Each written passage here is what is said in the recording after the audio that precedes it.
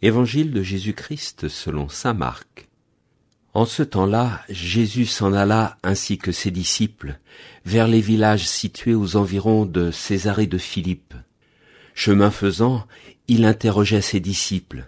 « Au dire des gens, qui suis-je » Ils lui répondirent « Jean le Baptiste ».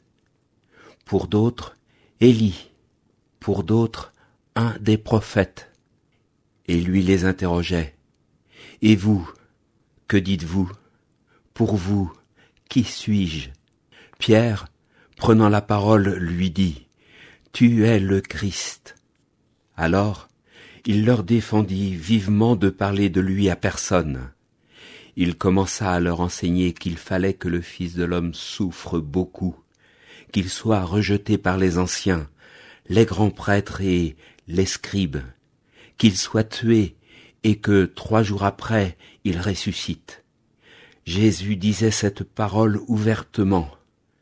Pierre, le prenant à part, se mit à lui faire de vifs reproches.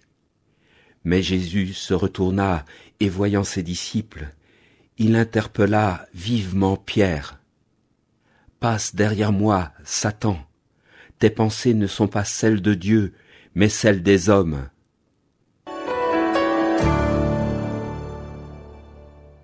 Frères et sœurs, aujourd'hui encore, dans ces quelques versets d'évangile, saint Marc nous met face à une réalité fondamentale de notre vie chrétienne.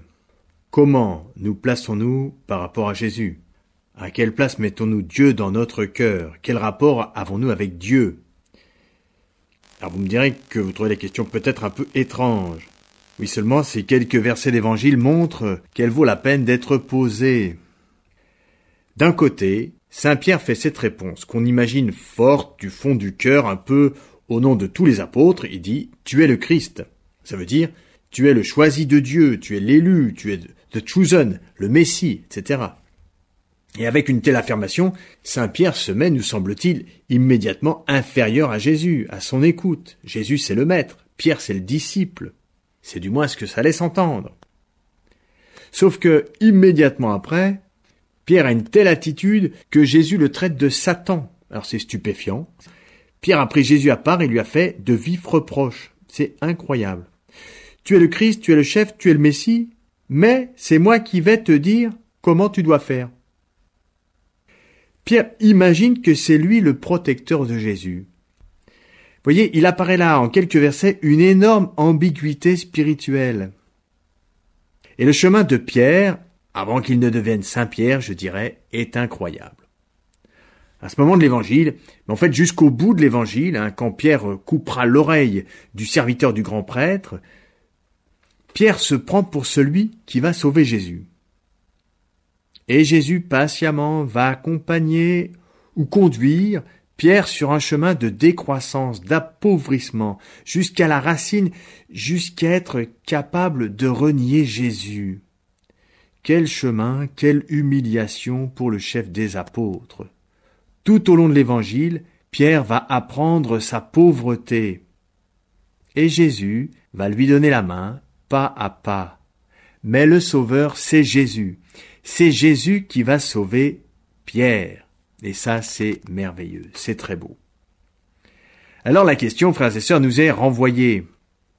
Est-ce que Jésus, c'est notre Sauveur, notre Dieu, notre ami, notre Maître, notre Messie ? Ou bien, Jésus, nous nous permettons, du haut de notre intelligence, de notre connaissance, de notre mépris peut-être, de notre orgueil, de lui dire ce qu'il doit faire. Vous voyez, Pierre a subi un chemin incroyable à la suite de Jésus. Il a été dépouillé de toute sa superbe, je dirais.